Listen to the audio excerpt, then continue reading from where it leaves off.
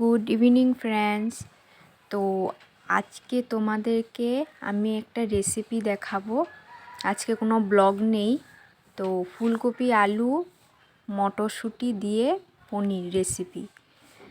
তো blog daily কি দেখাবো, একই কাজ। তো আজকে ভাবলাম অল্প তোমাদেরকে রেসিপি দেখাই।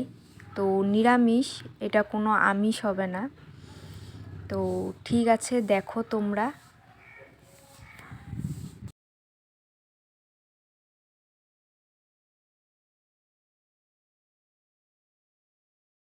তো দেখো, আমি পনিরটাকে ভেজে নিচ্ছি। তো অ্যাকচুয়ালি আমি না পনিরটা না ভেজে খেতেই ভালোবাসি, মানে কাঁচা পনিরটা।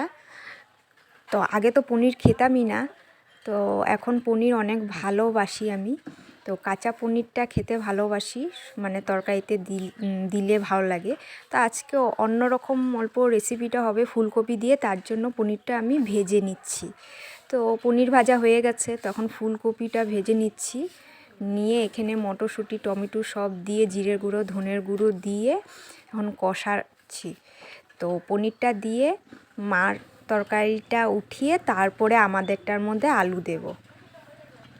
তো সিম্পল, তো কোনো মানে না, পেঁয়াজ রসুন নেই যখন, তার কেমন করে হবে।